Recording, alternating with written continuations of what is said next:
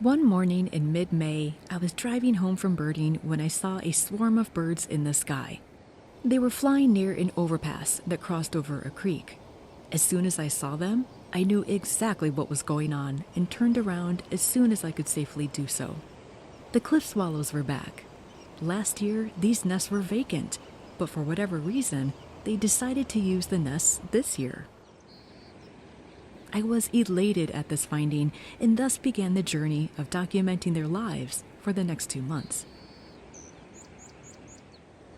After the birds had gotten their fill of insects, they would file down to the overhang where the nests were. Some were already well formed from previous years, as you can see of these on the far right. The others towards the left, however, were in need of repair or a complete build-out. Some were nothing more than a smattering of mud sticking to the surface, if even that. The sense of urgency among them was palpable. The swallows were forming pairs, claiming nests and rigorously defending them. Others were clinging onto the vertical surface of their future nest site, getting a foothold with nothing more than a toenail in a small hole or imperfection in the concrete.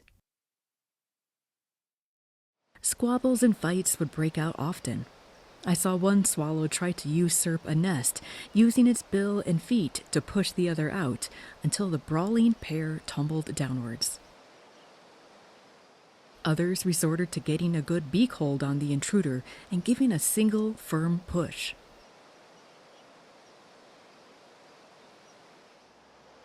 Or just peck repeatedly on the chest and bill until the other gives up and chase it away for good measure.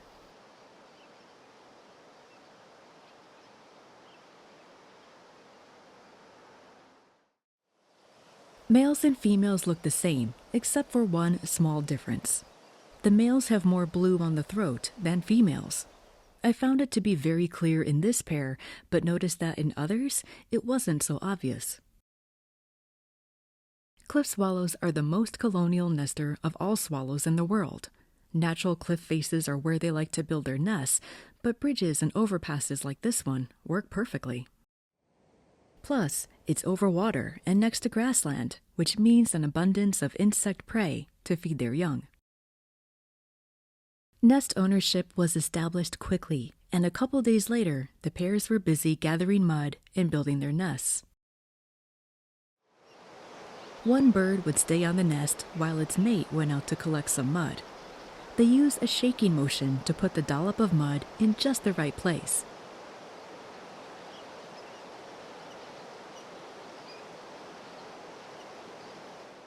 I could see layers of fresh mud that hadn't completely dried in birds with mud-caked beaks.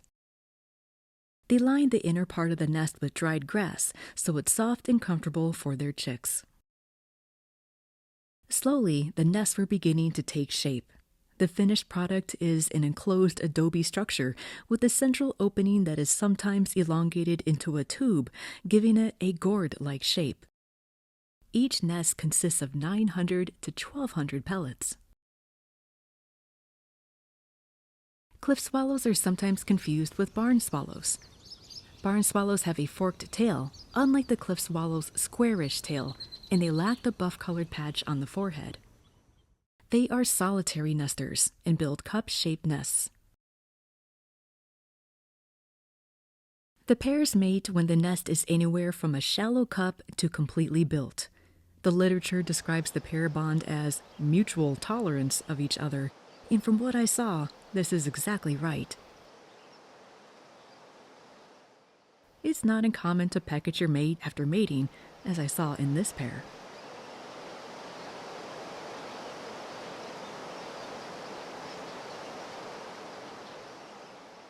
Outside of the nest, the pair doesn't associate, and extra pair copulations are common for both male and female.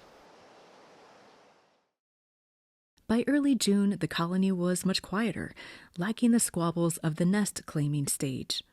I started to see adults sitting in the nest entrance for a bit before ducking back inside. I figured they were probably incubating eggs. And at this time, it's normal for pairs to still be putting the final touches on their nest. Around this time, I started to see them making trips back and forth to the nest, presumably with food to feed their little ones, before they'd fly off again and repeat. I knew it wouldn't be long before they would be big enough to be visible from the nest entrance, and I couldn't wait. And then, on June 20th, I got my first glimpse of 3 hungry chicks. They had tufts of down on their heads and their eyes were still closed. The chicks know where to do their business, backing up to the entrance. Sadly, sometimes chicks will go too far and fall out, but the ones in this nest had no problem knowing the boundary, leaving their goods right at the doorstep. For the next couple of weeks, I watched the chicks grow up, slowly opening their eyes, getting pin feathers, and making more frequent appearances at the nest entrance. The adults were so busy feeding them, making non-stop trips to forage and deliver beakfuls of insects.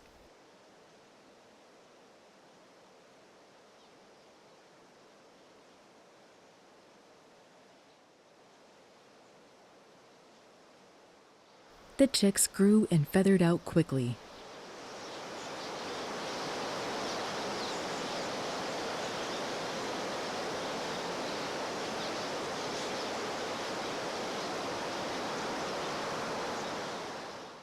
There's normally lots of variation in cliff swallow chicks.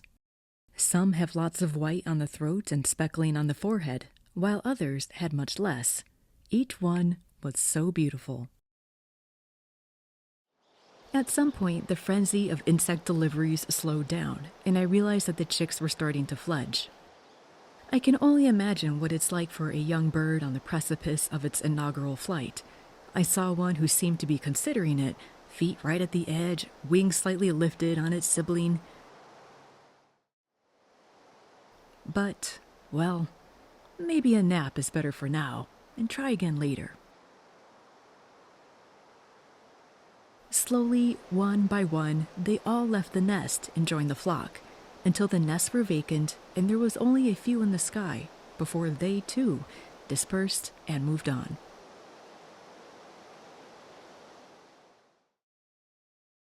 Cliff swallows are scrappy and pugnacious, competitive and fierce, but after observing them, I began to understand why. They came here from South America, as far as south-central Argentina, and they can go as far north as Alaska. If their migration wasn't long and arduous enough, once they get to their breeding grounds, they have a monumental job to do. Find a mate, build a nest, defend it, and raise chicks in as little time as possible. Do this all by early July, plus or minus depending on how far north they are breeding. Getting a head start on the process is advantageous. Being late in the process because you have to build your nest from scratch is not good. The youngsters have only a short time to build their flight muscles before the flock begins their migration south, which is shortly after they fledge. That means that they head out in July and no later than early August. Their time on the breeding grounds is short, concentrated, and very focused. They don't even molt here, doing that on their wintering grounds. They are endurance athletes in migration and specialists in how they make their living. They eat flying insects 100% of the year, so migration is imperative to their survival. This is what they were built for. The entire process of watching the flock and seeing these young birds grow up was deeply moving. And more than a couple times, it left me feeling choked up. It was a privilege to be able to get a peek in on their lives and to be able to share it with you all. So with that, I'll close here. Have you ever seen a cliff swallow colony at work? If you have, feel free to let me know what your experience was like. Thank you for watching. That's all for this time. I'll see you again soon.